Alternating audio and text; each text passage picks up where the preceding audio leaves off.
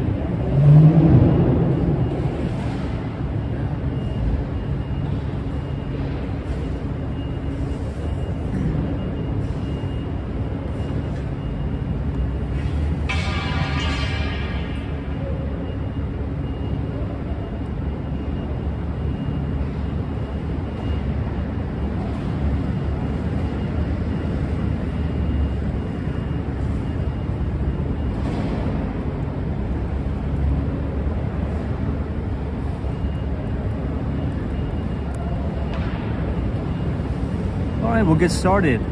So good evening everybody, and welcome back to Walks and Wall Street. Today is Thursday, almost the end of the week, February 8th, 2024. It is 9:15 p.m. Eastern Time here in New York City. We're currently broadcasting live on the corner of East 56th Street and Madison Avenue, very close to the 432 Park building, which just so happens to be one of the most desirable buildings in New York City. Now, what we're going to do today, because yesterday we took a little bit of a trip to the Upper West Side of Manhattan. We walked through Columbus Circle, we walked through Lincoln Center, and we went all the way up to the Dakota Apartments on 72nd Street and Central Park West. We then proceeded to actually go inside Central Park, was quite beautiful. The weather was nice. So I thought it'd be appropriate today to just do the opposite, right? We'll check out the Upper East Side of Manhattan. We'll go through Sutton Place. We'll check out Sutton Place Park yet again, and then we'll take a walk through, kind of in and around the 59th Street Bridge neighborhood or area. In terms of the real estate market, we've been talking about how a lot of those particular apartments, with more specificity, really the co-ops on the Upper East Side, particularly Sutton Place, are trading at discounts right now. You could even find a place for $1,000 a square foot, sometimes even less than $1,000 a foot in Sutton Place. But there's a catch. A lot of these co-ops have very strict rules. A lot of these co-ops also have very high monthlies, so it's important to not only look at the list price of the apartment, but also look at the monthlies. So your common charges and your taxes could potentially be a little bit higher in these older buildings for reasons we will talk about tonight. Now, the big story on Wall Street today was not necessarily the stock market that has been hitting all-time record highs 3 consecutive trading days, but no, it has been the bond market, the debt market, is where all of our eyes should be fixated on. Now, if you look at the long end of the curve, yields came down today, and if you look at the short end of the curve, yields actually went up, which is an interesting dichotomy. We'll talk about what that means. If you look at the spread between the 10 and the 2s, that's the most watched or widely watched spread in the yield curve. The 10-year U.S. Treasury yield was down today, coming in at 4.14%, and the 2-year at 4.44%. So we had to have a little bit of a yield curve inversion going on. We'll talk about what that means. But more importantly, what does it mean when the yield curve transitions from inverted to flat to uninverted, right, to a steep yield curve? So tonight on the live stream, we're going to talk about what exactly is the yield curve. How can we as traders, portfolio managers, interpret the yield curve to best position ourselves for success in our portfolios. And we'll do a deep dive into what the transition means when a yield curve goes from inverted to flat to steep. All right, last but not least, just a quick announcement. Everybody, go ahead and check your emails. Last Thursday, I emailed everybody our free financial newsletter called Behind the Street. It was jam-packed with tons of information, doing a deep dive into Microsoft's earnings, specifically talking about their intelligent cloud section of their earnings report. We talked about Microsoft Azure. We also did a deep dive into Alphabet or Google.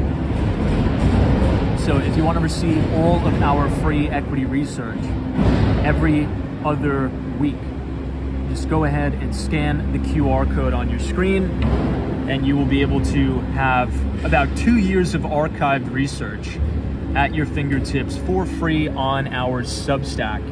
It's a great free way to support the stream and the channel, and you will get all of our, what I believe is institutional quality research in your inbox every other Thursday as the market closes. So go ahead and do that, scan the QR code, because next week we have an action-packed newsletter that you're not going to want to miss. So I'll go ahead and close up the laptop, say hello to everybody in the chat, and let's get started as we venture to the Upper East Side. Thanks.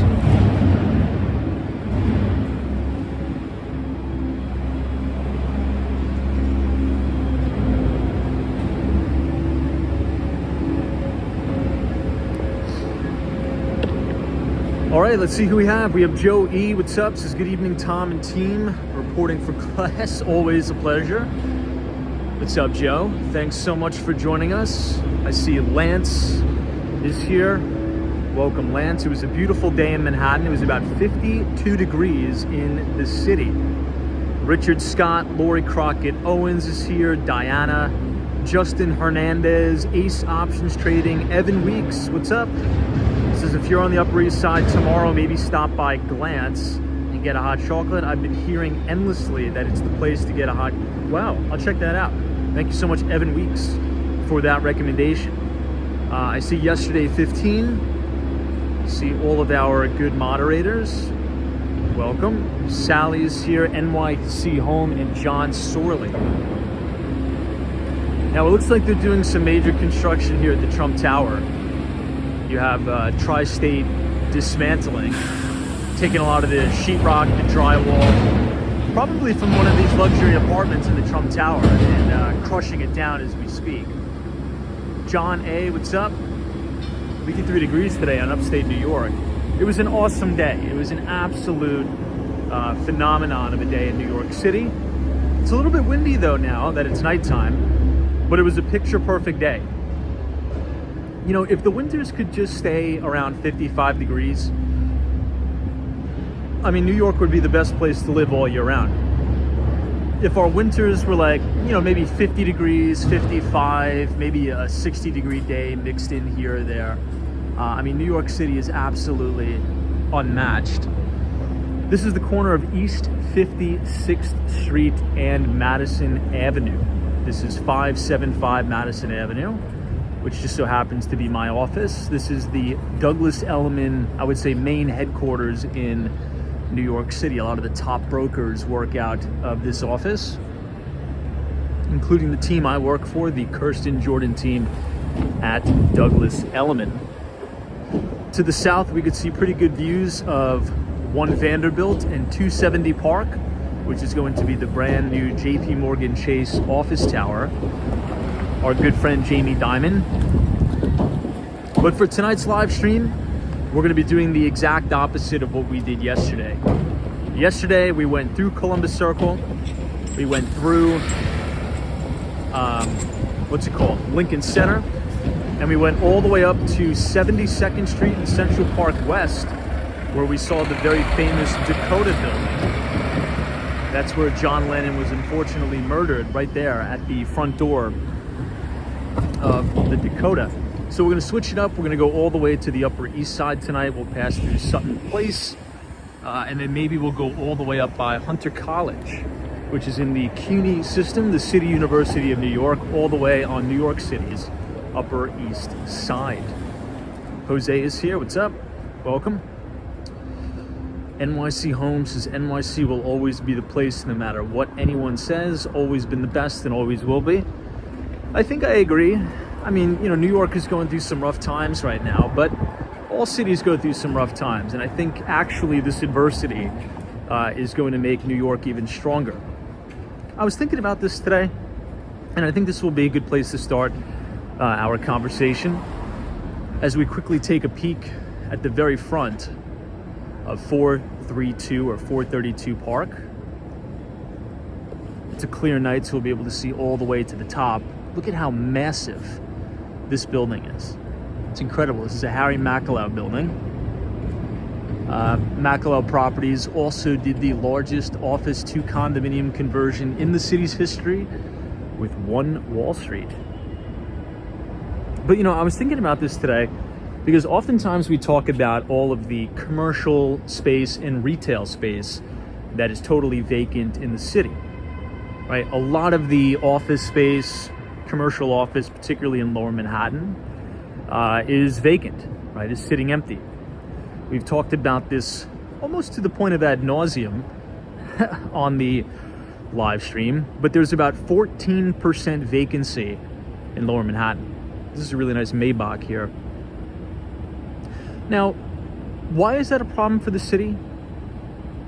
A few reasons. First reason is the city gets the vast majority or a large portion of its tax revenue from property taxes on these big commercial office buildings. And, you know, commercial space is valued, right? If we want to talk about valuation, commercial space is valued a lot different than residential for the following reason. Commercial space, particularly commercial office, right, if it's mixed use, if it has retail in there, it's valued based upon its income. So it's cash flows, because it's a business, right? You evaluate the building as a business. Its occupancy, what is its rent rolls, and essentially the profitability. So if you have all of these commercial buildings, right, office buildings, that are totally vacant, right, that have very, very high vacancy, well, then what does that mean for the valuation? Because what we just went over, this is 425 Park, what we just went over is that commercial real estate is valued on the income it produces. So if it's not producing any income, what does that mean for the valuations? Well, it means valuations come down significantly, and when valuations come down significantly, well, guess what? So do tax revenues. Not good. But I think that only tells one side of the story, to be fair, because there's an other part, right? If we just do a complete 180, there's an other side of the commercial real estate story in New York City that not a lot of people are talking about, mainly because it's not fear-inducing. But I'll give you a hint. It's right here, 425 Park Avenue. This is what you would call a Class A office tower, very high ceilings, right? Open concept.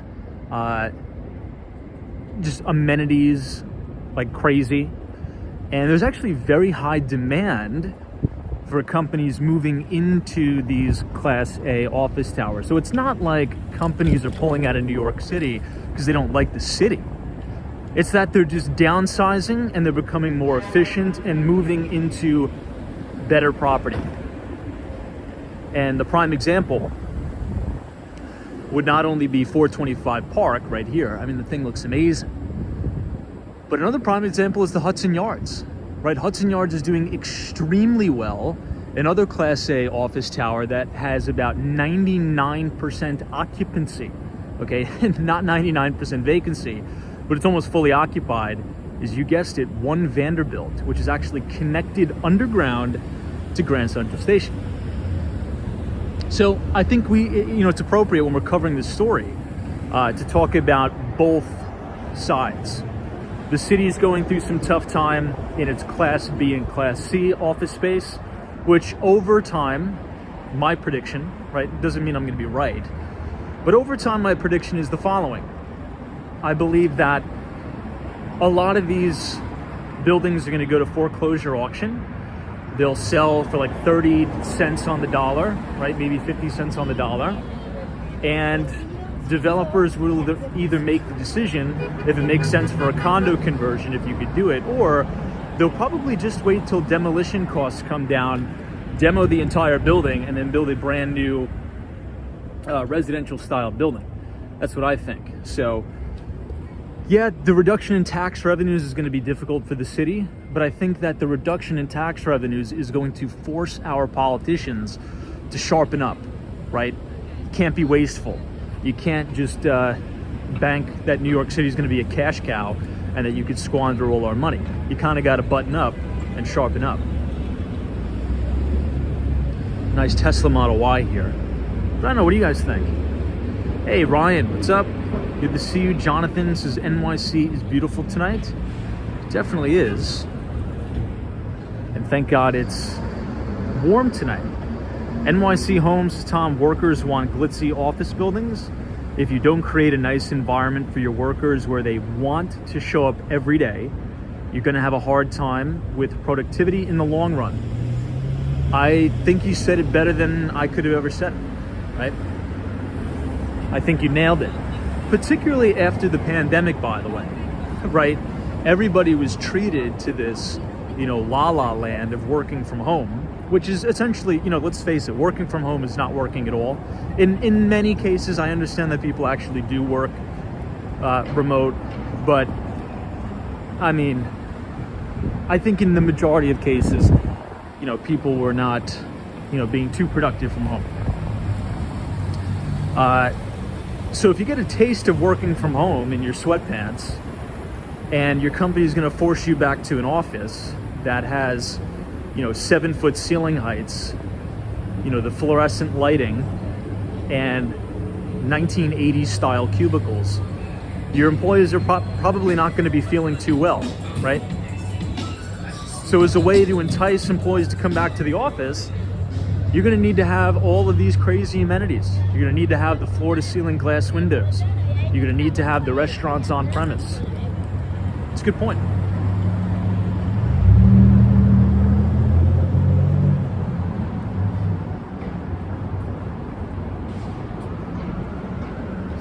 Hey, Evan Weeks. This is my wife has MS. I work from home and have for over a decade at this point. And have been wildly successful. Yeah, for sure. I mean, some people, right, particularly in tech, right, Evan Weeks, formerly, I was formerly a tech worker, so I guess fellow tech worker. In that case, it makes sense, right? If you can get your work done and you can be productive, then there's really no reason to commute 2 or 3 hours to an office. But I think if you're front office, right, meaning you're interacting with customers and you're in a, sort of front office style position, I think it's kind of really hard to do that style job from home in a way. This is so funny. This is actually senior care. This was one of my biggest customers when I worked in tech. Senior care was a huge, huge customer of mine. Now check this building out. This is Bloomberg.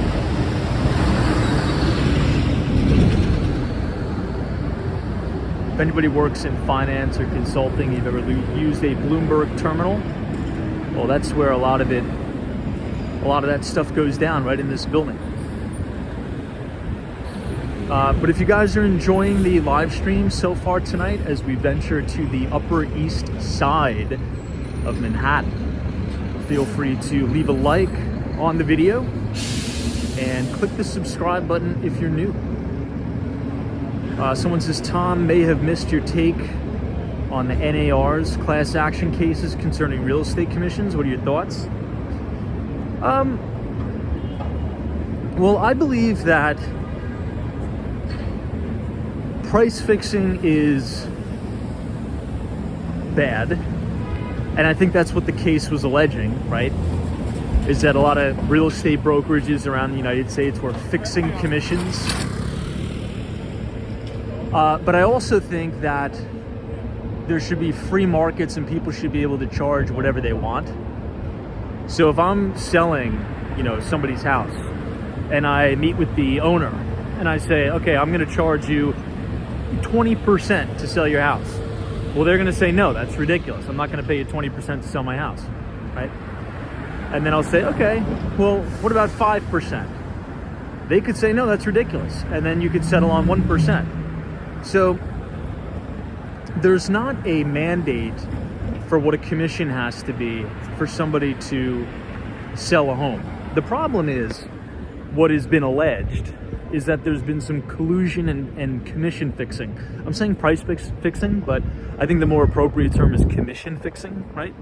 So I assume, I haven't really read too much into the case, that said multiple brokerages have been colluding and pretty much saying, hey, don't go below 5%, don't go below 4%, which is illegal, right? But I think in the long term, if I have a prediction, I think the way people buy, sell, and transact in all asset classes is going to change in a really, really big way. Is going to change in a major, major way. And if I had to make a further prediction, I'll say this. I think there's going to be increased liquidity in the real estate market by the time I'm 40 years old. Now, I'm not predicting it's going to be an exchange type, like you would log on to a, you know, Charles Schwab or something like that, where it's instant liquidity. You know, I could market sell $1 million worth of Apple stock, you know, rolling out of my bed, and it's going to transact automatically. But what I will say is, I think you're going to be able to tokenize physical hard assets. You could call that tokenization, you could call that through smart contracts, you could really call that through anything. I think the X factor that we're solving for right now is the legalese. If anybody's bought or sold a property, I think you know what I'm talking about. It's like lawyer central, okay? It's like so mind-numbingly laborious dealing with lawyers. And I think once, you know, you kind of streamline that, maybe there's like some sort of AI that can do that, but it's like, there's just so much red tape because every different municipality is different, every different city is different. You're dealing with air rights, you're dealing with this. So I think the only way to kind of tokenize hard assets would only work if you solve for the legal implications, right? But I do think it's coming, which I think would be good for consumers, right?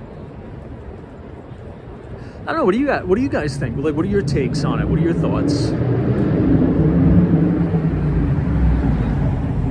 I'm actually currently working on, well, I can't say at this point working on a startup, but we are throwing some ideas together and building potentially an exchange for real assets.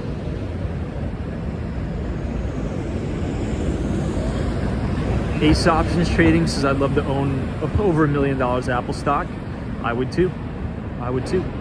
Frank T says, hey, what's up? Any advice for finding a place near Columbia University, walking distance to Columbia?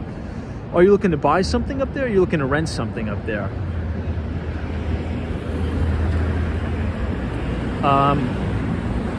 But yeah, I mean, if you send me an email, I'll help you out. I'll help you out. If you need any help finding a place up by Columbia, I'd be more than happy to help you. There's some pockets that are interesting up there, I'll say that. But Marco says, Tom, you have good ideas and you speak clearly. Thank you, Marco. I appreciate you. You're very kind. You're a gentleman and a scholar. Now, every time I walk past this building, it always reminds me of Miami. What do you guys think? Now, look at this building and tell me this isn't something that you would see on Collins Avenue. It's all white, and every single floor has a wraparound balcony. This is something you see, you know, driving up Collins Avenue, not driving up 3rd Avenue. I've nicknamed this building on the corner of East 59th the Miami building because it's so reminiscent of what you would see like in a Sunny Isles Beach or Mid Beach with those wraparound balconies.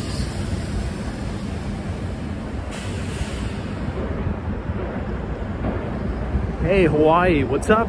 Good to see you. Thanks so much for joining us.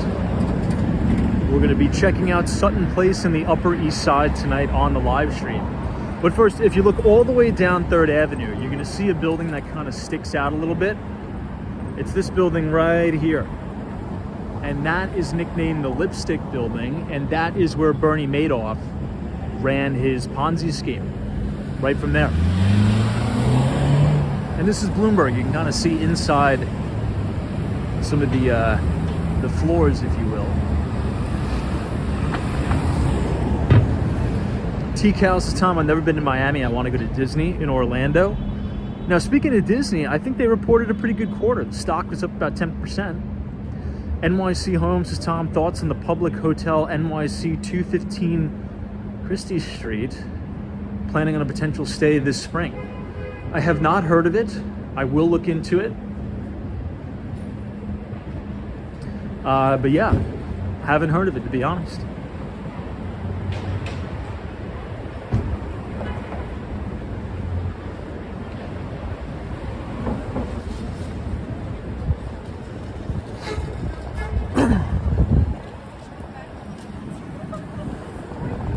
Oh, that's true too. Someone says, thanks for the input. Also, the sellers may not be responsible for the buyer's portion of the fee.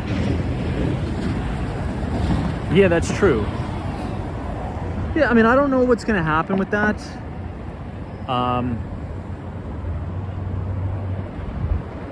Because essentially, right, the way it works, let's say if I bring a buyer to a property, and the commission on that property is 4%. Well, the buyer and the seller, right, the buyer's broker and the seller's broker would split that commission. So the 4% would go two to each side, 2 to the buyer, 2 to the seller, right? I just don't know how you would account for that, because one side of the transaction is not going to want to work for free, right? So does that mean it's going to be harder to market a property now? Is it going to take longer to sell? I don't know. We'll see. The only thing I will say, what I do believe wholeheartedly, is that down the road, I think the way we transact in not only residential real estate, but mainly more so commercial real estate, I think you're going to have a lot more liquidity there. And one of the ways that it'll allow us to do that, or have that liquidity, is through blockchain technology, honestly. You know, smart contracts. But in my experience being in the real estate business in Manhattan, one of the biggest costs in a real estate transaction is the legal, right? The legal representation for the attorneys. Guys, some of these attorneys in Manhattan, real estate attorneys, they make a fortune, okay? They make an absolute fortune. And rightfully so, I think they should.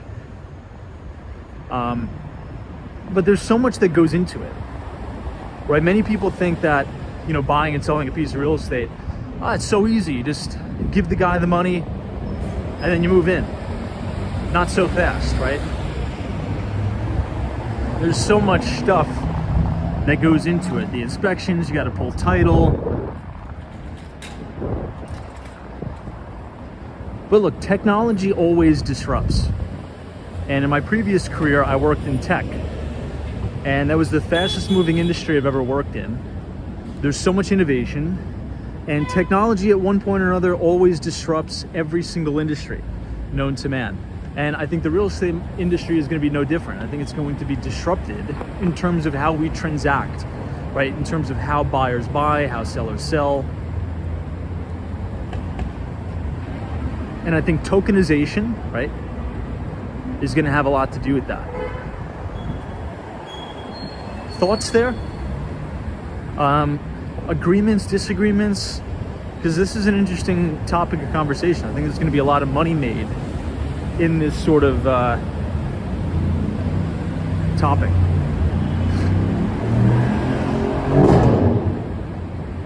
Hey, Steph UFs is my bro, is a real estate attorney in Central Florida, and he does absolutely fantastic. And I bet he was probably very, very busy over the last 3 years too. Hey, SK says, hey Tom, your streams rock. It's been my routine after work. Thank you so much. I appreciate you. Marcos says, luxury real estate sells good and abundant. Sometimes it doesn't. Sharon is here. What's up? Good to see you. Caitlin says that building over there definitely looked like Miami. I agree. RB says the most mind-numbing documents are the SEC filings. True. I'm not a big fan of Gary Gensler either. I mean, not to talk bad about the chairman. I think he's totally fumbled. Yeah, I think he's done such a poor job managing the cryptocurrency environment. Now, if you think about the regulatory agency, the Securities and Exchange Commission, it's really supposed to protect investors, right? It's supposed to inform and protect investors against scams and make sure markets are operating free and fair, right? And it was such a missed opportunity, particularly cryptocurrency in general, the lack of clarity around these different tokens. And when you don't have regulatory clarity, oof, yikes. That guy almost got hit. This is the 59th Street Bridge, by the way. Now, the problem is when you don't have regulatory clarity, what is the one thing that happens more than anything? You get nefarious actors. So when you don't have a clear set of parameters and rules, it's like the Wild West. It's like everybody's a free-for-all. And the good guys really stay on the sidelines when there's no regulatory clarity, because they have like one toe in the water, you know, one toe out. They're like, okay, is this good? Can we do this? Is this a no-go? Is this not? And then all the good innovation moves overseas, and unfortunately everything that stays is like nefarious actors, which is exactly, like, literally what has happened with this cryptocurrency movement, by the way, with a lot of these alternative coins. The vast majority of them turned out to be these, you know, Ponzi like style schemes, soliciting what I believe to be our securities unlicensed to investors. And there's been so much fraud in this space, cryptocurrency space, and I'm a very, very big pro crypto guy. However, the SEC needs to establish clear parameters, and then all the entrepreneurs can build within those set of parameters. But again, not to sound super repetitive, if you don't have that clear regulatory clarity, it's the Wild West, and you have a lot of nefarious actors trying to take advantage of the situation. This is a pretty cool shot of 432 Park right here. Look at that. This is from the east side of Manhattan. This is a pretty cool development too. This looks like a new development. Every single floor may be its own apartment. Look at this. Look at how unique this is. So they're penthouse duplex apartments. What do you guys think? Duplex penthouse is right on 58th Street.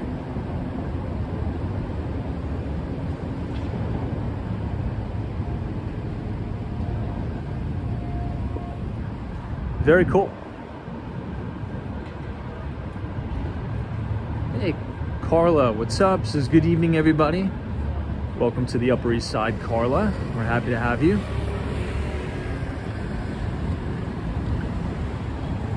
We're gonna go down to 57th Street, and then we're gonna make another left.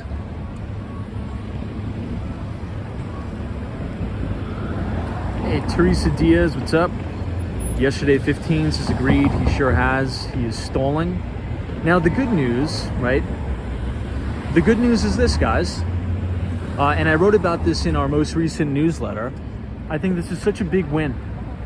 The Securities and Exchange Commission finally approved the first ever spot Bitcoin ETF. Now, for those of you who are unfamiliar with what that means, because many of you may be thinking, wait, but there's tons of ETFs that track Bitcoin already, so what's the difference? Well, the difference is those particular ETFs that were traded in America were futures ETFs. So essentially the ETF never really owned the underlying asset of Bitcoin. They just speculated on the derivative, right? Which are futures. Now, what this means is that in an ETF that tracks Bitcoin or the spot, that means if I buy $1 of that ETF, they have to go out and buy the subsequent amount of Bitcoin. And that's huge. And I think that will allow for the masses to get access or exposure to Bitcoin in a regulated way.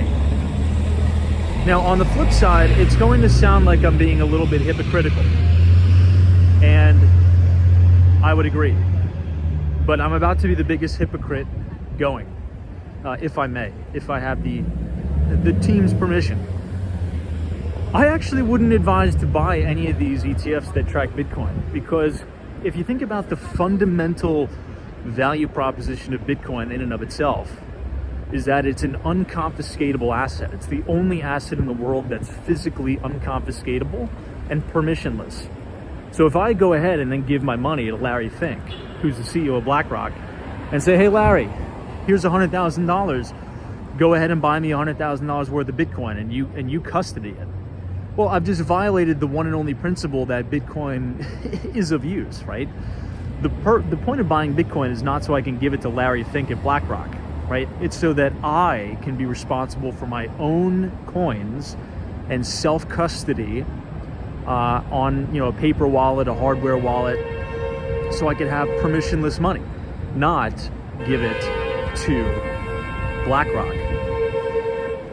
Anyway, hey, Crypto Meme says, hey Tom, how do you feel about coin or token being considered a byproduct of block space production, almost like a commodity? If you see it that way, I'm not too, what do you mean by that? If you can clarify a little bit more, I don't think I'm tracking too much. Let me see other chats. Hey, Adam is here, says Tom, I 100% agree. I wish more developers sold fractional shares. Think of the construction boom we would have. Trippin' Music, what's up? Another great shot of 432 Park.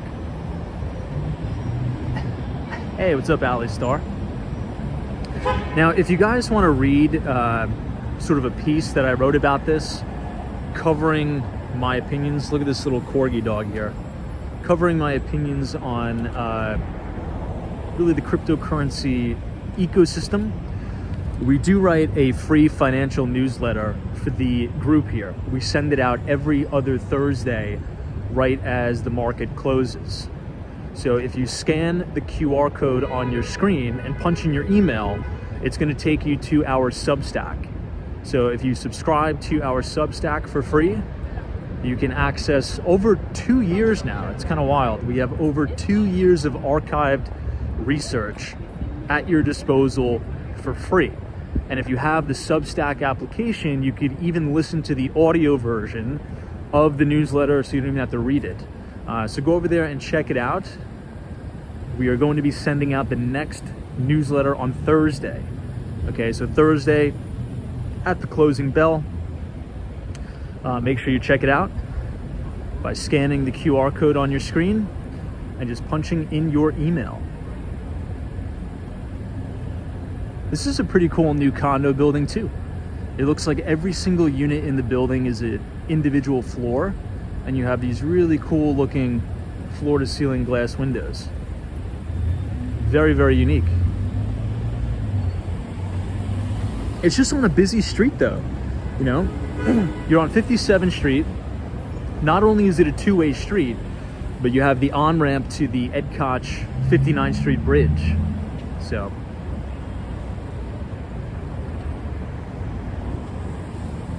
hey Ryan, what's up? Good to see you. Danielle. Adam says that's the problem with the trading platforms for cryptocurrency. If you're trading it, they own it. Oh, for sure, right?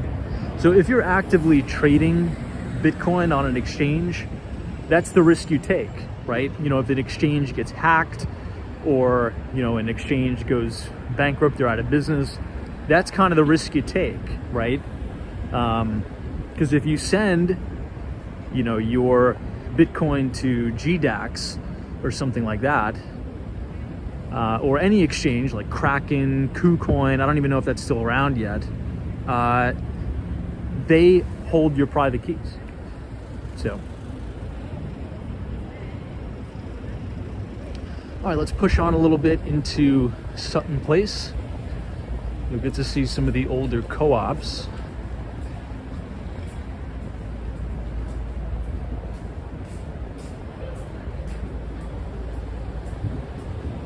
Someone says, can you buy an apartment in New York City with crypto?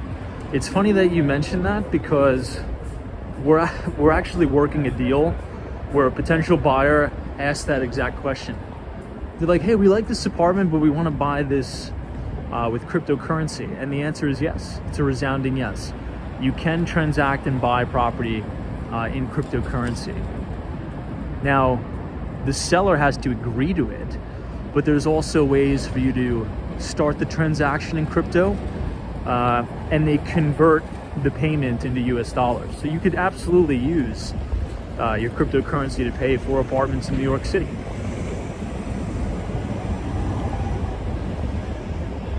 Now, the moment I personally do a transaction in Bitcoin, I'll let you guys know. You'll be the first to know. That I promise.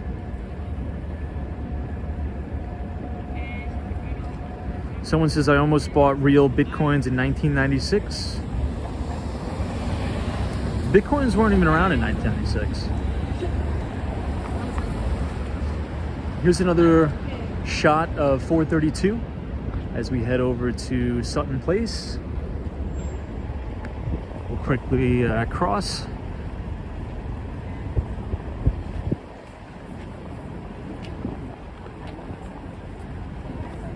This is the Sutton Wine Shop. I like the little art on the wine shop here.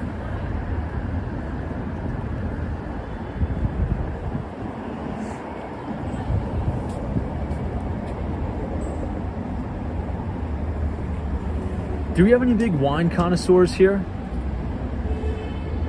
Now, for all of our wine drinkers in the chat, what do you guys recommend? If you had to pick like the bottle that you're cranking out for Thanksgiving or Christmas, what kind of bottle are you popping open? Also, for any of our bourbon drinkers here, what would you say is your favorite bottle of bourbon? What would you say? T-Cal, what's up? Good to see you. We're going to take a look at Sutton Park here in just a moment.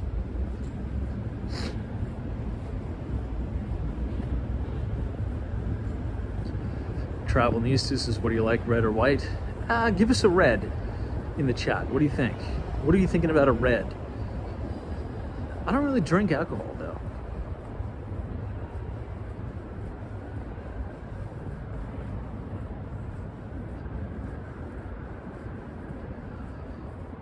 Ace Options Trading says you're a big fan of Kentucky bourbon.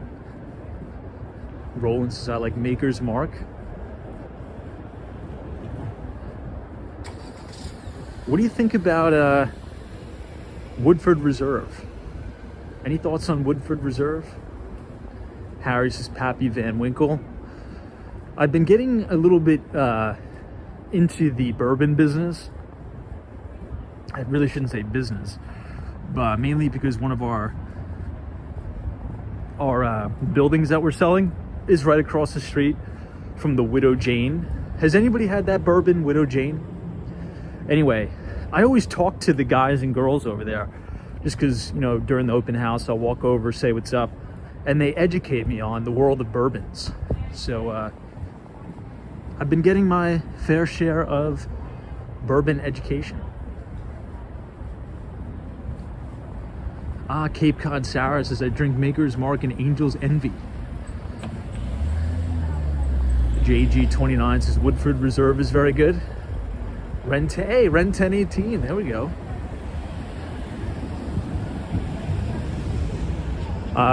Here's the ones that I know that are pretty good, right? Apparently, Widow Jane, the 15-year aged, apparently is very good.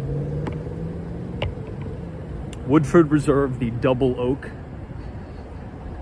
according to the employees at the Widow Jane, is very good. And what is the other one called? Hazel something? I always forget, I always mix it up. Is it Baden Hazel or Hazel Baden or something like that? I don't know, either one of those. All right, we've made it to Sutton Place.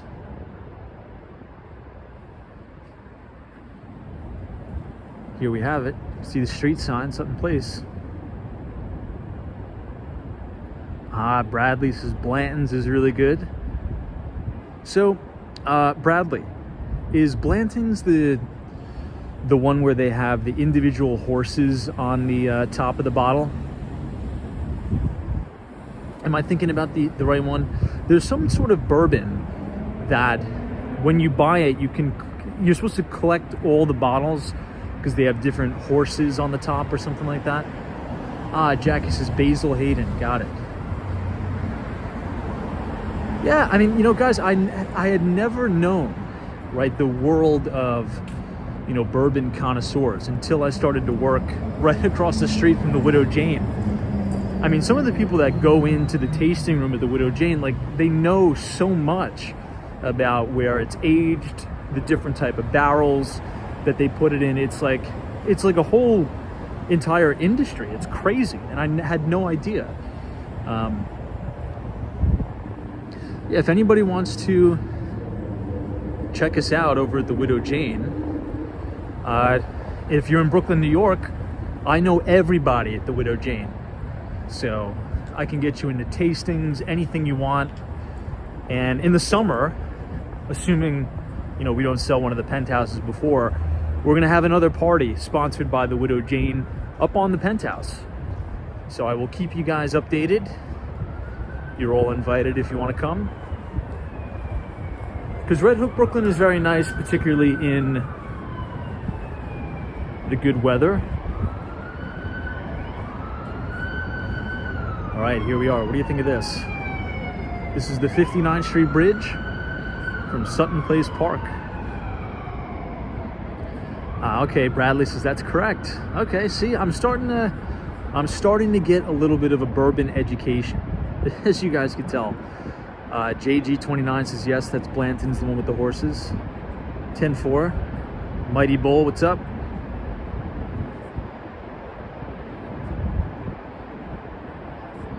Hey, Paul Tricky, what's up?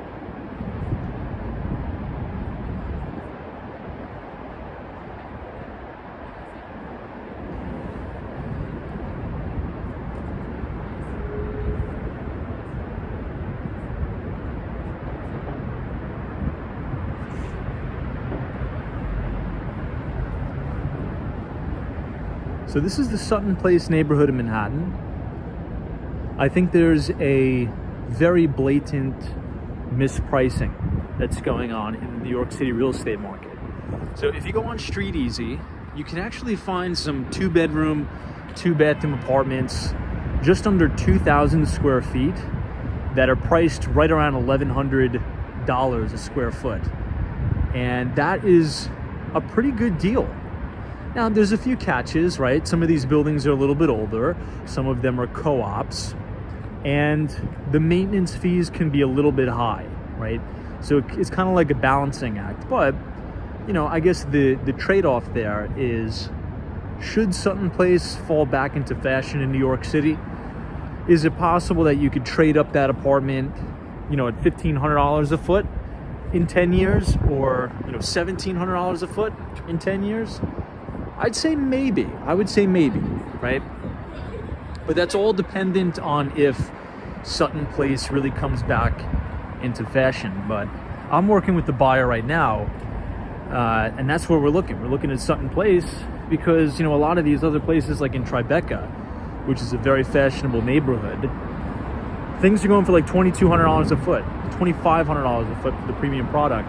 So you can get more space here, right? It's going to be an older building. It's not going to have amenities, but you can find things for like $1,100 a square foot here.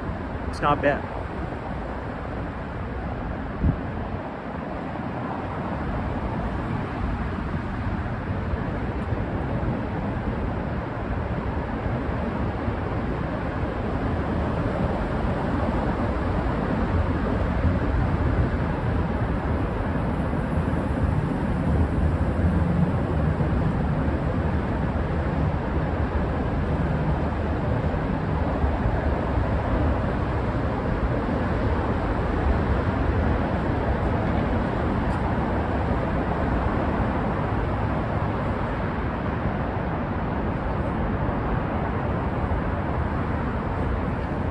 Such a clear night out in New York too.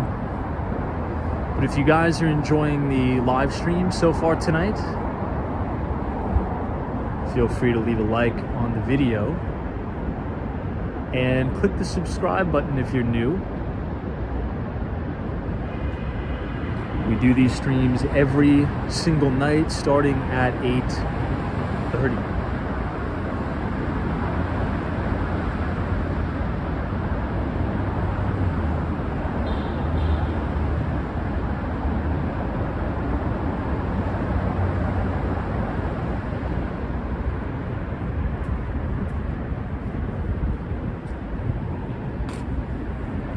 Now, could you imagine living in one of these townhomes and you have this private backyard here? So not only do you have your private driveway, you have a private backyard overlooking the East River. It's pretty incredible.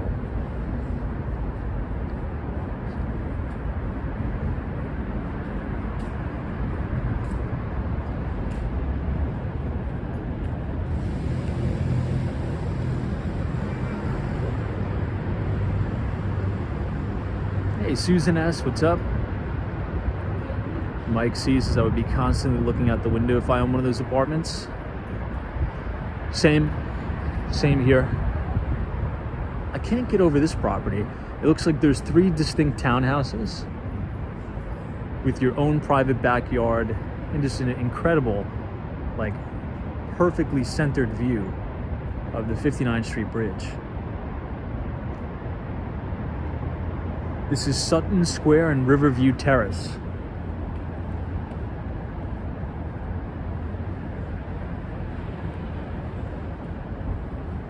Now, if you joined the live stream last night, we were taking a little bit of a walk through the Upper West Side of Manhattan. What do you guys think? Like, what are your thoughts? Seeing what you saw tonight on the Upper East, kind of Sutton Place, as we push towards the Upper East. What do you think you like better? Sutton Place, East Side of Manhattan, Upper West Side? Look at this dog here, really nice.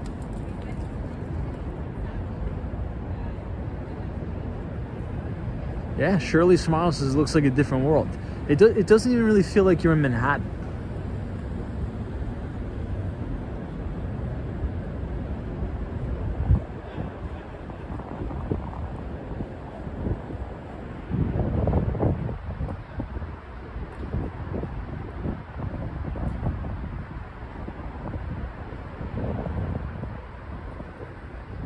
John says you like the West Side more.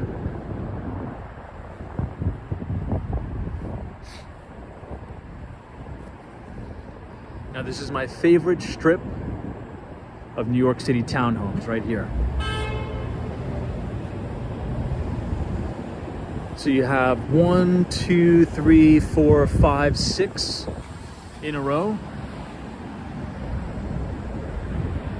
Oh wow, yesterday 15 says Tom, my friend lives at the Sovereign building.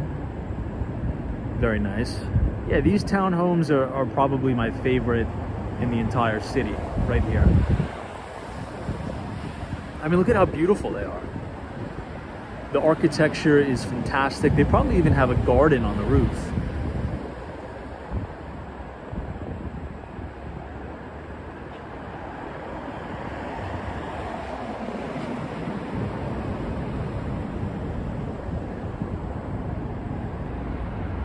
These really cool and unique properties.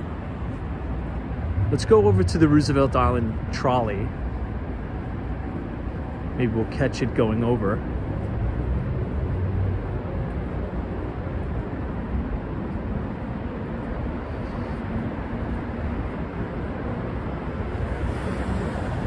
Hawaii says, I love Sutton Place, but I still choose 130 William. You know what? I'm going to be in 130 William tomorrow. I forgot to tell you that. I'm actually showing a client a rental at 130 William. So I will be there tomorrow. I'll be in Lower Manhattan. I'll send you a video.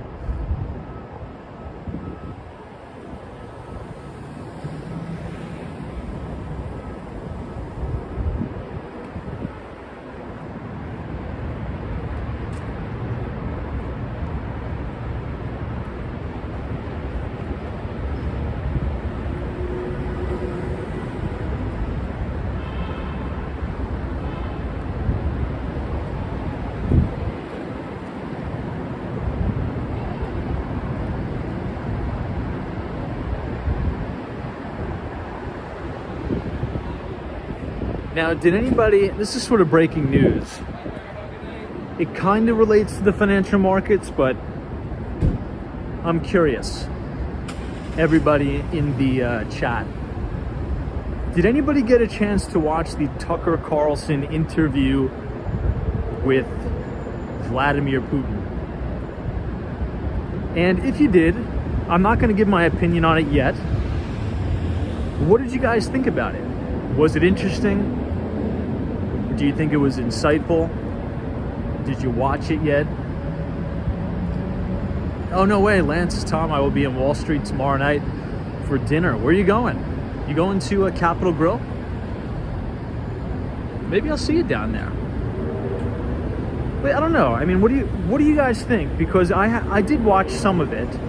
I didn't get all the way through. I think I'll finish it probably after the live stream. But I have a couple thoughts about it. John Sunderland says, I saw the beginning was kind of boring with Putin rambling. Someone says, nope, but I heard about it. Brian M says, it's 2 hours. It's too formal, someone says, I started it. Someone says, I just watched it, America is in trouble.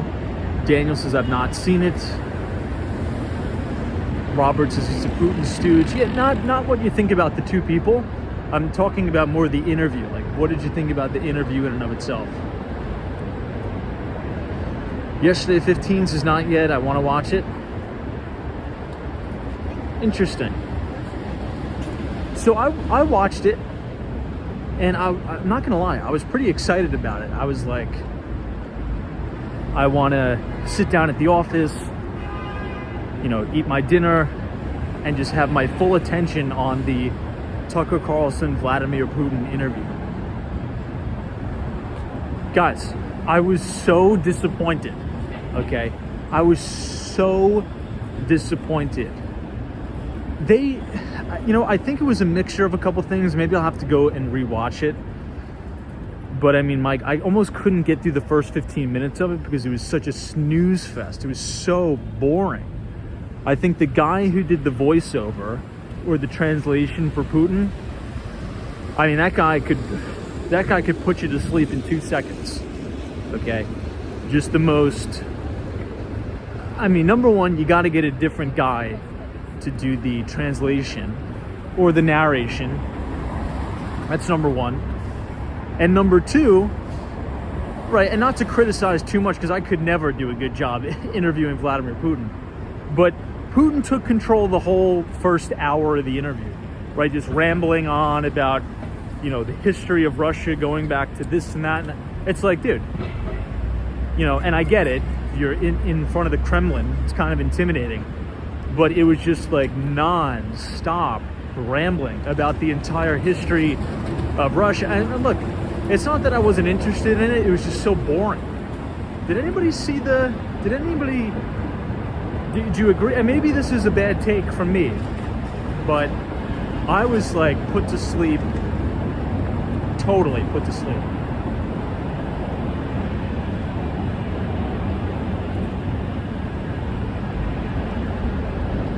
John Sunderland says it was boring and Putin's history lesson was very one-sided, almost like propaganda.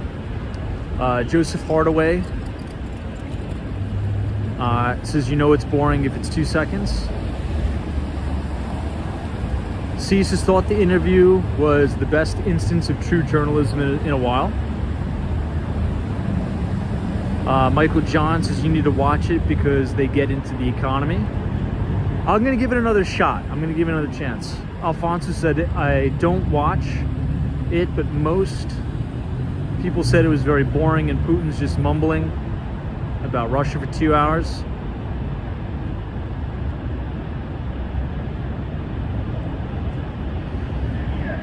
Yeah, I mean, I was more, maybe it was just I was expecting,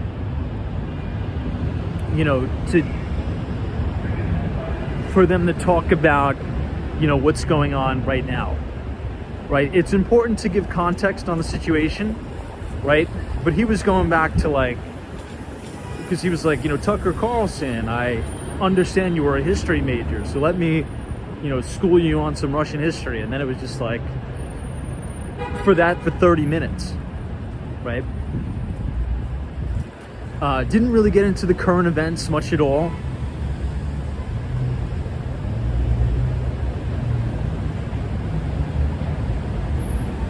But I'll give it another shot. I mean, but big credit, right? Huge credit to Tucker for going all the way to Russia and nailing down that interview with the Kremlin.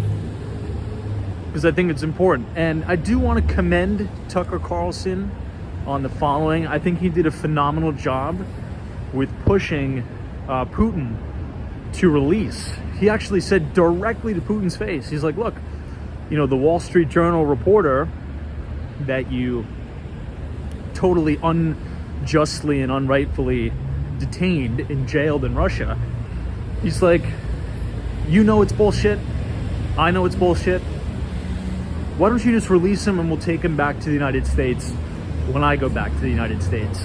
I thought that was such, I mean, that we have to, you know, regardless of what you think about Tucker Carlson, right? A lot of people don't like him. A lot of people like him. You got to give him credit for that. You know, it seems as if Tucker Carlson is doing more to kind of get that Wall Street Journal journalist out of Russia than our own government is. So I give Tucker Carlson 2 thumbs up for that.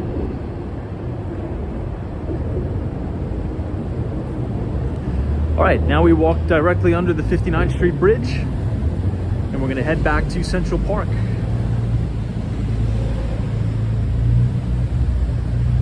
I know, T-Cow says I feel bad for that reporter. I mean, how long has it been? It's been what, over a year?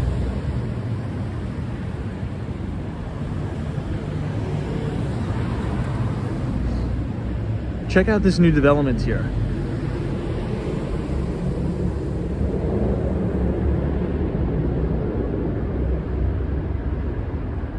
No, Mike, see, that was just me kind of paraphrasing.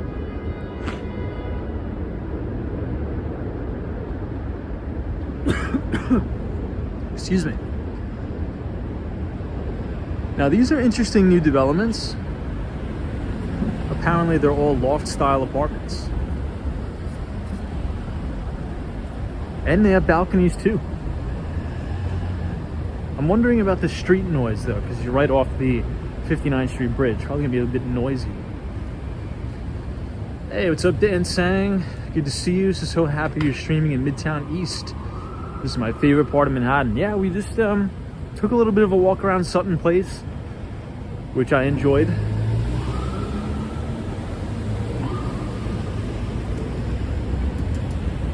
And now we are going to venture into the Upper East Side of Manhattan.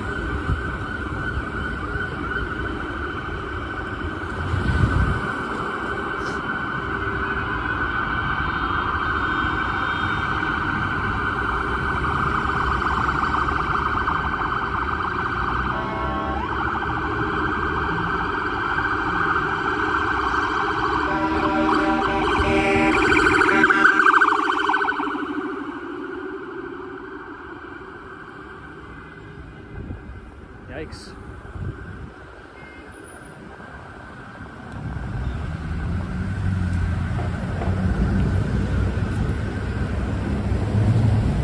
This is 1164 2nd Avenue. This looks pretty good too.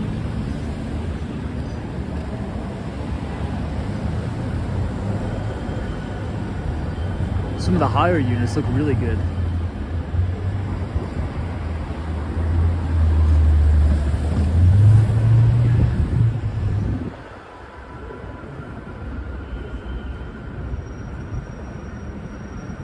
Okay, let's push all the way up to 69th Street. I'll show you a very interesting segment of the real estate business. So there's a garage at 301 East 69th Street. Once again, it's 301 East 69th Street. Now, at a point in time, the garage was attached to a cooperative building, a co-op, but the co-op sold off the garage to investors. The company is called Center Park. So they bought out the garage and they went to the city and had it rezoned for individual condo spaces. So they're actually selling, look at those rats. They're actually selling individual parking spaces in the garage for $140,000. Now we've already sold 2, and I just put another contract out on the last parking space, the last $140,000 space, by the way. So for those of you who are not from New York City and think I'm talking crazy, right? Who's gonna spend $140,000 on a parking space? Well, you'd be surprised. Actually, a lot of people in Manhattan would like to own their own space for convenience. And I'll show you exactly what the garage looks like here. I'll take you guys down into the garage, assuming the internet works. We'll go on a little field trip. Hey, Mohammed, what's up? It's great to see you in New York. Right back at you, Mohammed. Thanks so much for joining us.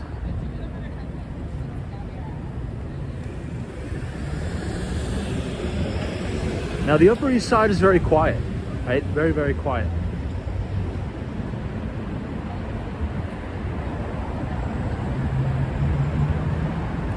It's definitely a different vibe than Midtown.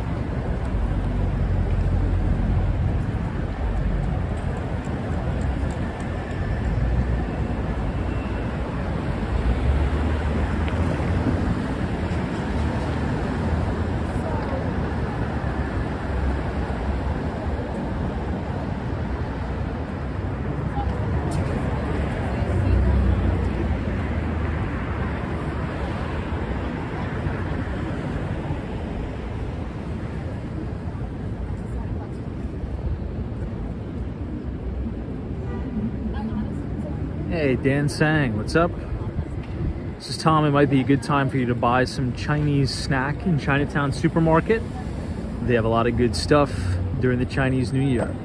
I'm gonna spend some time in Chinatown this weekend. Now, this weekend, Chinatown is gonna be packed. Maybe we'll do the live stream on Saturday night in Chinatown. That's a good point. Somebody's asking if we talked about the tech layoffs. Yeah, I think we talked about it a lot. Now, look, a lot of people are making a big issue about it, but the reality is the following. And we've sort of laid this thesis out, and I wrote about this in the newsletter. When we had this very big, tech boom that was really fueled by ZIRP, right? ZIRP is an acronym for zero interest rate policy. It allowed tech companies, right? If anybody's worked in tech, you probably heard the saying, just grow the top line at all costs, and then you kind of grow into your valuation. So a lot of these SaaS companies, software as a service, tech companies, their main goal was, let's not focus on profitability at all. Let's just go get as much market share and get as much recurring revenue as possible. And then we look at ways where we could cut costs, right? So during that process, there's a lot of duplicity in positions, and particularly at the very top of the food chain and some of the most profitable companies, tech companies, there was a lot of corporate bloat, right? An extreme amount of corporate bloat at Meta, at Microsoft, at Amazon. So, and as an example, Mark Zuckerberg coined 2023 as being the year of efficiency, right? So essentially that means you go into the organization and you fire the people who aren't needed. And what you'll find oftentimes, you don't actually need so many employees that you think. Because right now, Meta, if you look at their last earnings report, and we actually wrote about this, if you guys want to see this, if you just scan the QR code on your screen and punch in your email, you'll be signed up for our Substack, and you could read the last newsletter. And Meta cut about 25% of their employees. And the stock is at all-time record highs. And profitability tripled. Excuse me, profitability more than tripled just in the last quarter. So these layoffs are not, I think a lot of people, particularly on Main Street, interpret these layoffs like the economy is crashing, the economy is doing so bad, because they just see the big headline, right? All people see is the CNBC headline that says Google is laying off, 10,000 people, Amazon layoffs, Meta layoffs. Everybody's like, see, the economy sucks, Bidenomics, or whatever, right? Not to get into politics. But guys, these companies are making so much money, it's like sick. It's like they're making so much money hand over fist. They're just being very lean and mean in the organization, right? So the goal is to get as lean and as mean as possible and to increase operational efficiencies. So drive costs down as much as possible and maximize productivity. And that's exactly what these tech companies are doing. Now, layoffs, particularly at the beginning of the year, are normal, okay? I'm sure many of you work in big tech or work in investment banking, the financial industry. This happens every year, right? You have normal cyclical layoffs. It's just this year is a little bit more because we're coming off of a huge, sort of tech boom throughout 2021 and the early half of 2022. So that's kind of what I think about it. And I think this new wave of AI in the first part of 2025 will spark another big hiring boom in tech. It's just cyclical. Anyway. All right, guys, this is East 69th Street and 2nd Avenue. This is right near the 2nd Avenue subway. And I'll take you guys into the garage. Yeah, Scott's tech companies overhired like crazy during the pandemic. Oh, absolutely.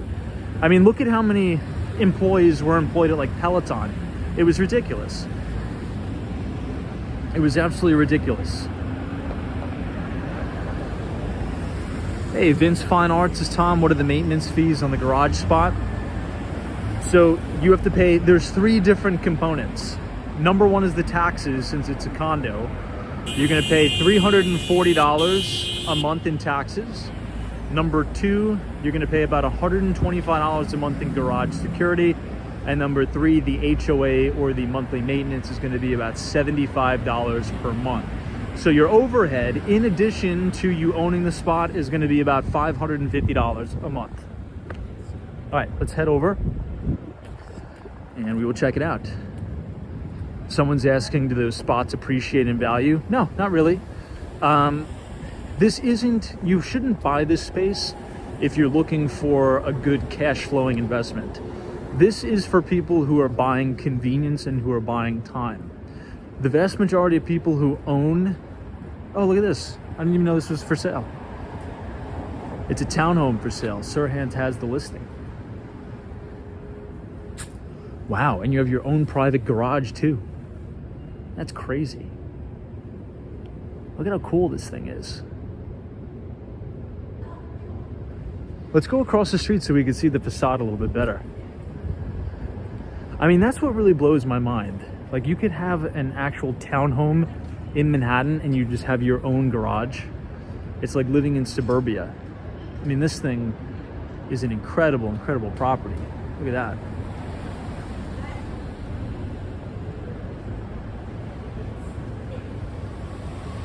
Pretty cool. I mean, all these townhomes here are beautiful.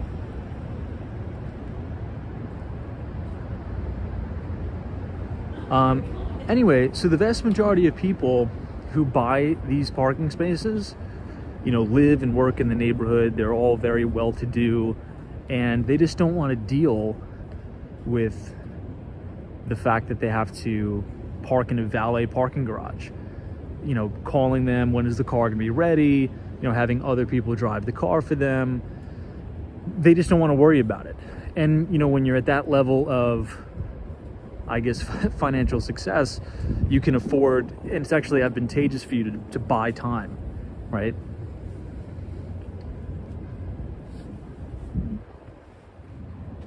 Let's just do one pass down all these townhomes.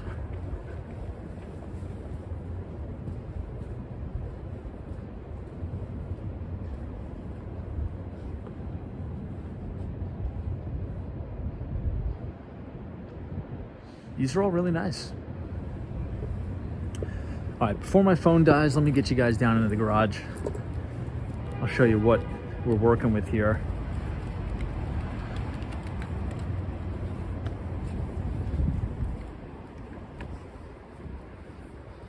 So here it is. It's getting cold out. So here is the garage. There's 22 spaces in total down here. And we have the individual parking spaces for sale.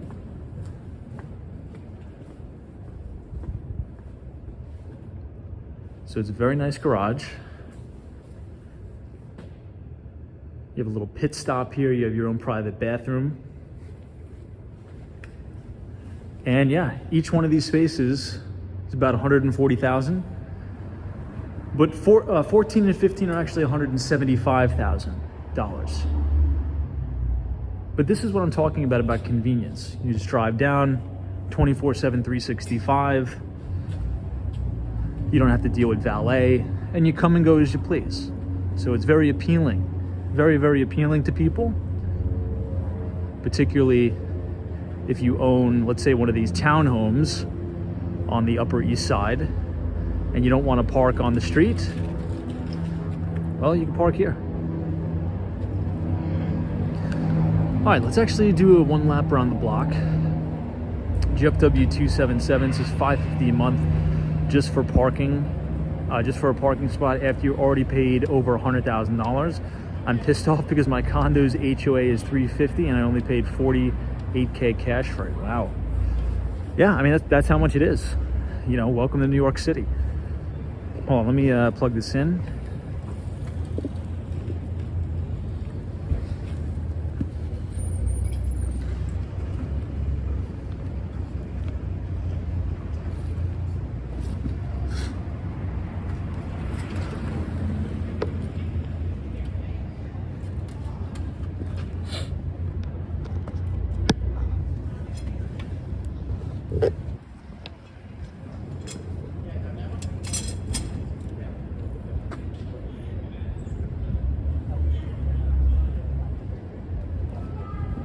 All right.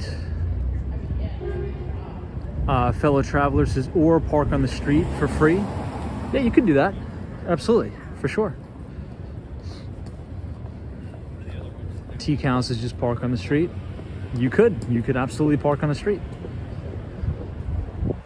But I think that's the point, right? You know, sometimes people don't want to fight for street parking, you know, move to the alternate side for alternate side street parking. And I get it. Like, put yourself in somebody else's shoes. Like, let's say if I was a big CEO of a big company in New York City, right? Let's say if I'm worth $120 million, is my highest and best use of my time circling the Upper East Side of Manhattan to find street parking? No. So, you know, to write a check for 140 grand, you know, to park your car, it's like not a worry for you. You don't have to worry about parking on the street. So essentially these type of items, and I tell people all the time, because sometimes I even get clients that are trying to, you know, buy the spot, and they're like, Tom, I can't make sense of this as an investment. I'm like, it doesn't make sense. I'm like, if you're not at that stage yet, this doesn't make sense. You shouldn't buy this, okay? This isn't a cash flowing investment. They're like, even if I buy it, you know, and I have to pay the $550, it turns the deal upside down. I say, yeah, of course it turns the deal upside down, right? But some people that live in the neighborhood that don't want to deal with it, that don't want to deal with spending $850 a month to park in a valet parking garage and have the parking attendant, you know, move their car up and down in a parking elevator, you pay for the convenience, right? You pay up. You got to pay for the convenience, right? So that is not for, I would say, an investment. You're not going to make any money on that. But from my experience, the people who are buying those spots, they've already made their money. They're not looking to make money on a parking spot, right? They're looking to buy time. They're looking to buy convenience. And it really doesn't even put a dent in their paychecks. So, I mean, if I, you know, had a nice townhome on the Upper East Side, and I had kids, like 3-4 kids, I'd write a check for 140 grand, park my car there, self-park garage. I don't want to be circling the street for street parking.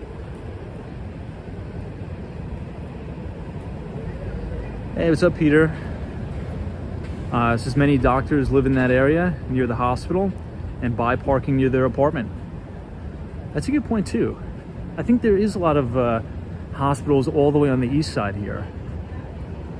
It's a good point. I know Mike C says you're not buying one of those spots if you drive a Ford F-150. I don't even know if that'll fit down there. No, there was somebody! We're blind! Oh my God, it scared the shit out of me. I didn't even see her. She started screaming. But yeah, I don't even know if you could possibly fit a Ford F-150 in that garage. To be quite honest, I don't even know if you can. All right, guys, let's make this loop around and let's start to head down.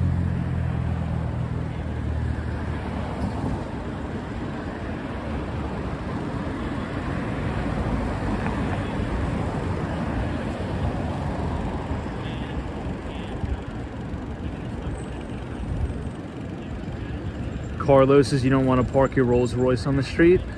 That's true. Could get like dinged and dented, I guess.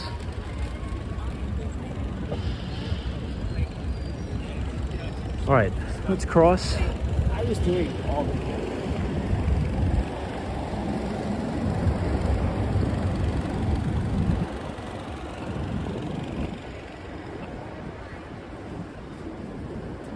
Now this is pretty cool because this is the 2nd Avenue subway. This is relatively new. This is 72nd Street. Right here at the Q train. Now this goes down so far. Hey, Brad's Brain, what's up? Good to see you. Thanks for joining us as we walk the Upper East Side of Manhattan.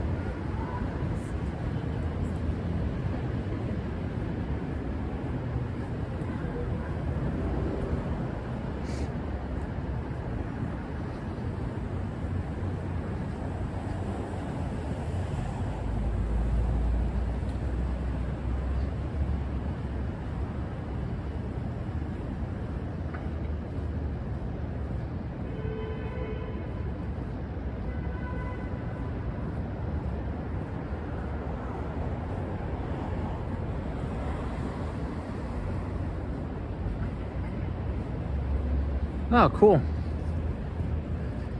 Peter Satam, I had an acquaintance who lived at 333 East 69th Street, and next to that building was a garage, and he parked the Bentley there. Well, let me know if he's interested in buying a parking space at 301 East 69th Street. Maybe I could get him a good deal. A Walks on Wall Street special for his Bentley. Now, an interesting thing that I wasn't foreseeing is a lot of people actually parking EVs down there. So we have to spend a lot of money to rewire the entire garage. Lots of Teslas down there. And as you can imagine, if you have a Tesla in New York City, I mean, that's another value proposition, right? A lot of people who have been inquiring about the garage, they say, hey, I have a Tesla, there's no place to charge it, and I want to buy this space and put in a supercharger. We're like, okay, but we're gonna need to redo the whole garage because the electric doesn't, it's not, we would probably blow the whole place. We need to totally redo the electric in the garage.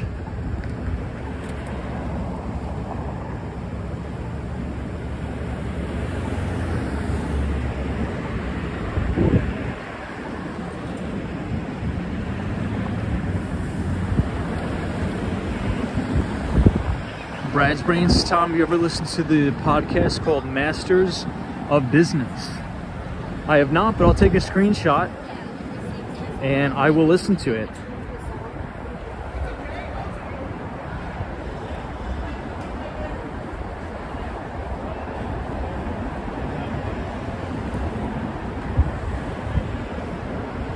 Who's the host?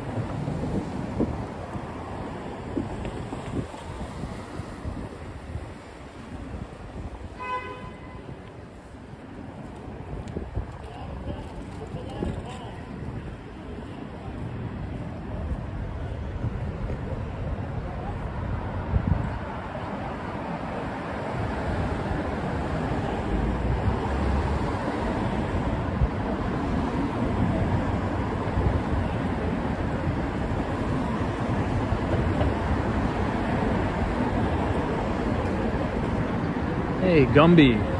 This is, will the S&P 500 ever get above 5,000? Yes.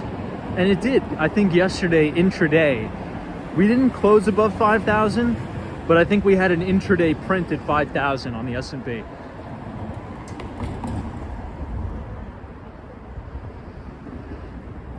Edward Adams says, Tom, you just described the entire situation of EVs for the masses.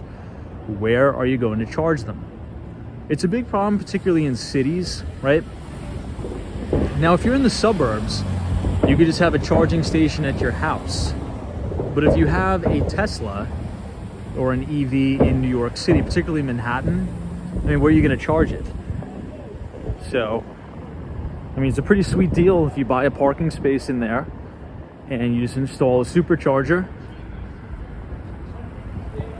But I agree. New York City is severely underprepared for an EV infrastructure.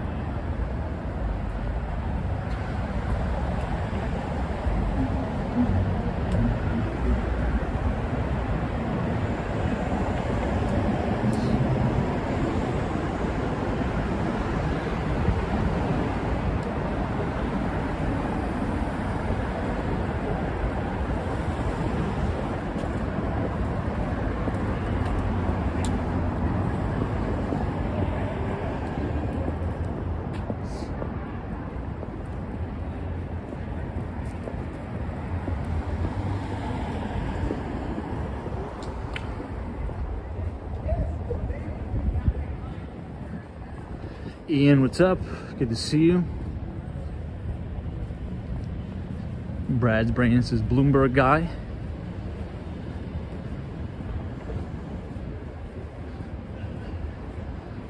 Yesterday 15 says it's Bloomberg. Do we pass Michael Bloomberg on the street? I didn't even realize that.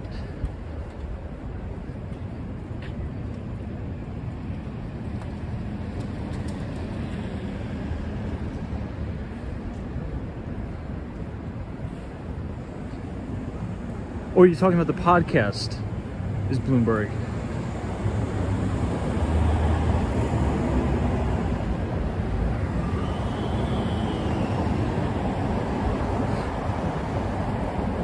Someone says, you think there would be more EV scooters than cars?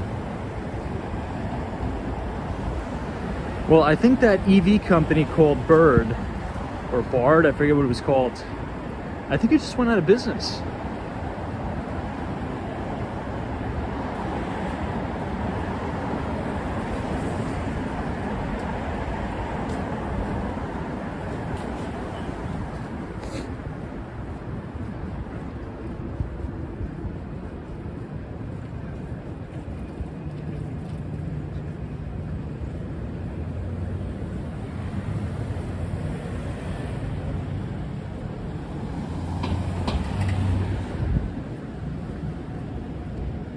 This place is actually pretty good. Bondi Sushi. They have a few locations. I like it.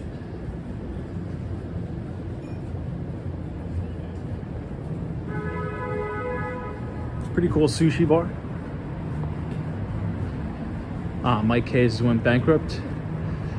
Now, I remember briefly riding those around Austin, Texas, and Miami.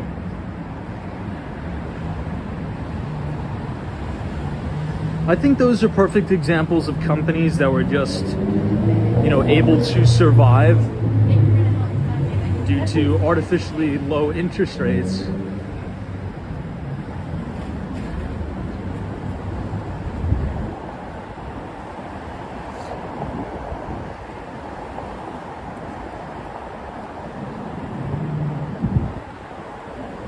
Now that's another, I would say, a main thing that I'm really watching for right now.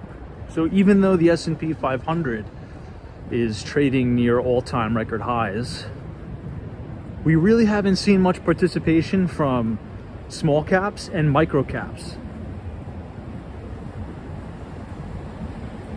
because higher interest rates put a lot of pressure on Russell 2000 companies, because a lot of those companies are saddled with debt.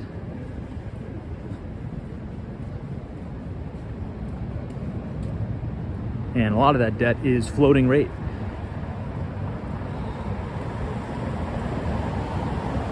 Hey, Amy T, what's up? Yeah, we were just sort of we talked a lot about the New York City commercial real estate market. We told both sides of the story, the good side, the bad side. We walked Sutton Place. In terms of residential real estate, I think Sutton Place is trading at a discount. You can get some really nice apartments for like $1,000 a foot, $1,100 a foot.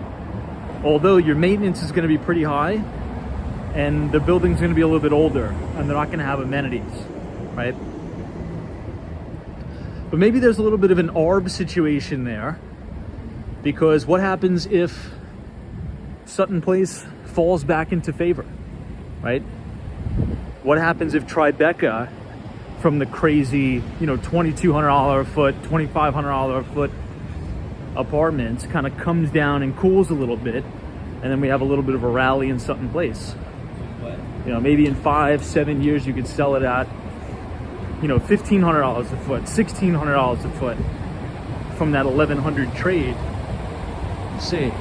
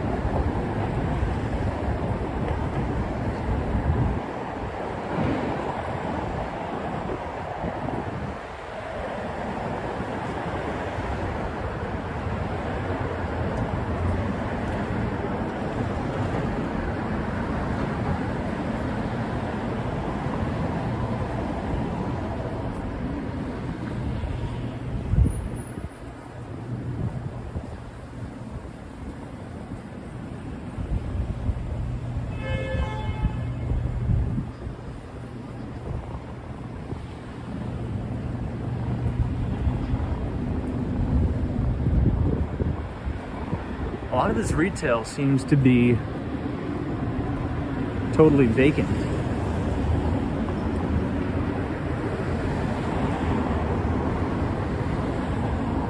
Hey, Mohammed is here. Good to see you, Mohammed.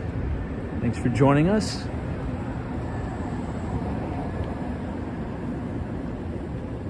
These are some really nice townhomes too. Pretty cool view of 432 Park.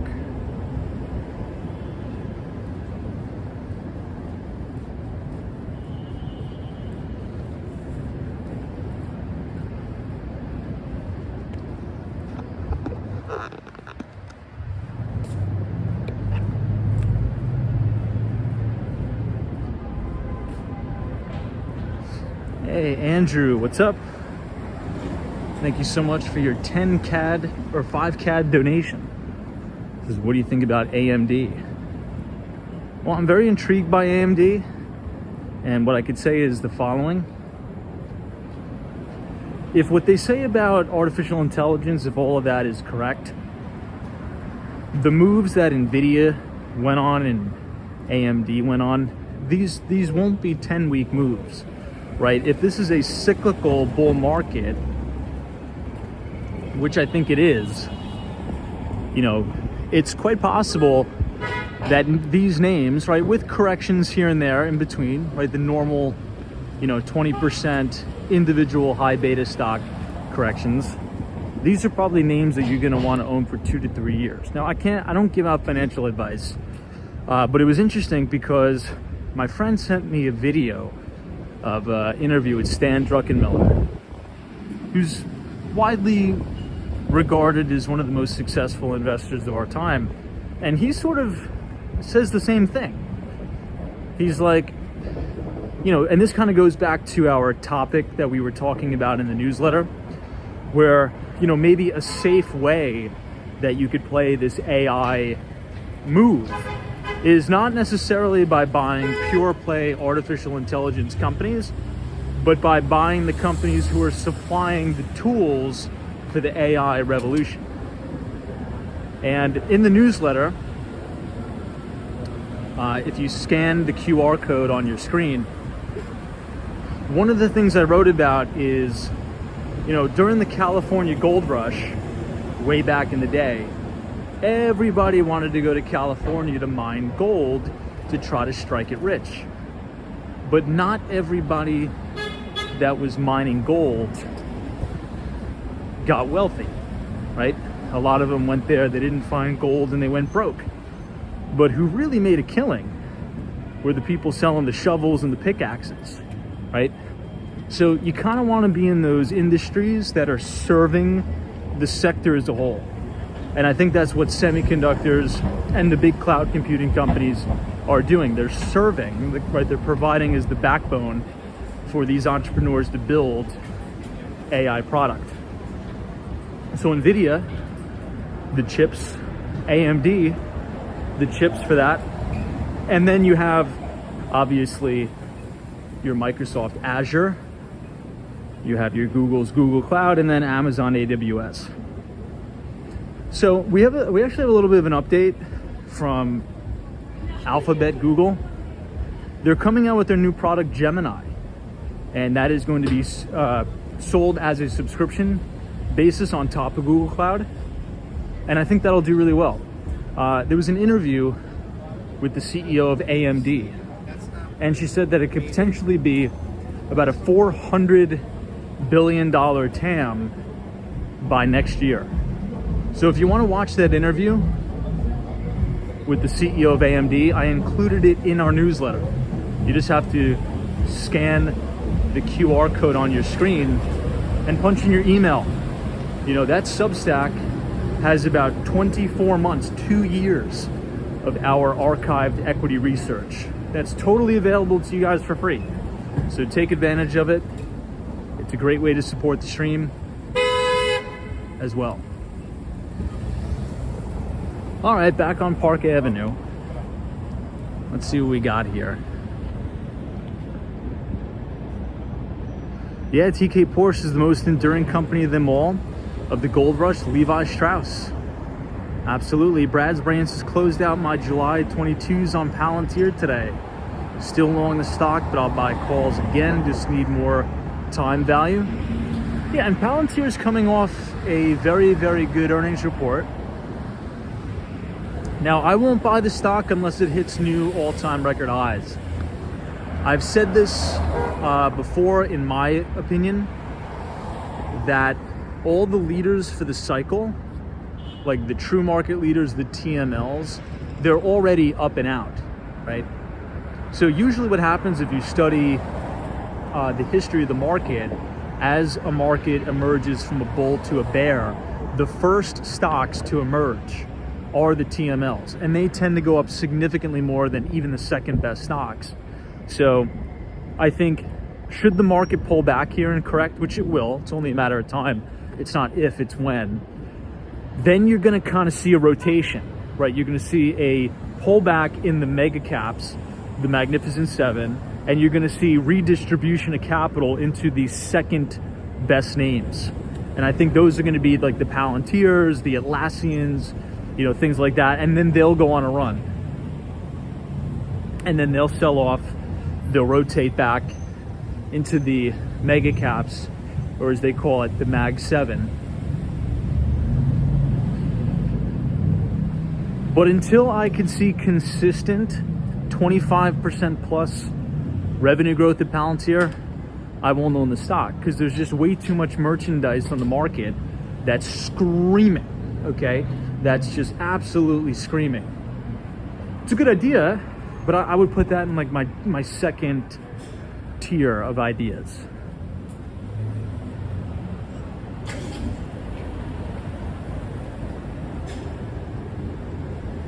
Now, aside from fundamentals, you really want to make sure a company has great leadership. And I think we could all agree, you can't find better leadership than the CEOs of NVIDIA, the CEO of AMD. I mean, she's an absolute genius. CEO of Meta, Mark Zuckerberg. You never, ever, ever bet against the geniuses of our lifetime. I would just never do it. I just don't think it's wise, right? I oftentimes think about Zuckerberg. Look at how pretty the chandelier is. Now, I oftentimes think about how Meta, that stock was down 77%, right? So when the stock topped in 2021, it went through a massive, massive bear market. And the stock was down 77%. And Zuckerberg, right, launched this massive year of efficiency. You know, totally cleared house, fired 25% of the employees, got back to basics, grew the ad revenue, and tripled profitability, and the stock blew through all-time record highs. Guys, I mean, you don't have normal people doing that, okay?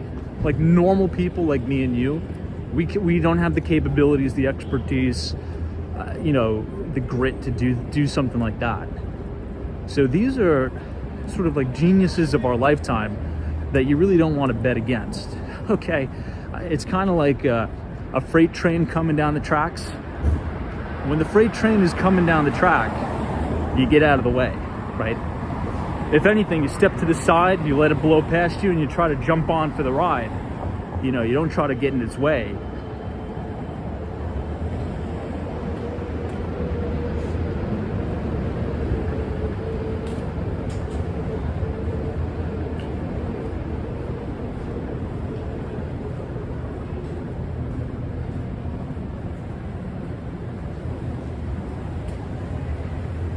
All right, guys. Well, I actually, believe it or not, I have to go back into the office.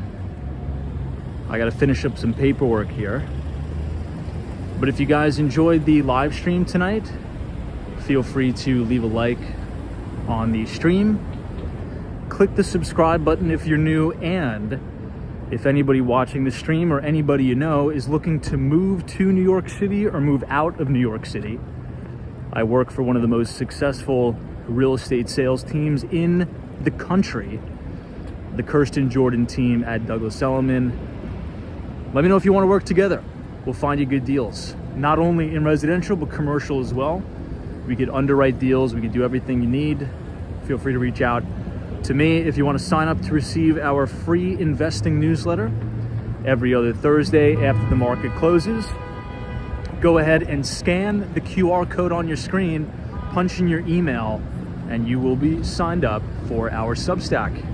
All right, guys, I will see you tomorrow. Take care, and happy early Friday. So Blue Gaming, appreciated. Hawaii, thanks so much. Michael Anthony, Abdullah, Sunshine After Rain, T-Cal, Brad's Brain, Dale, thank you so much. Mark, appreciate you. Super, thanks so much.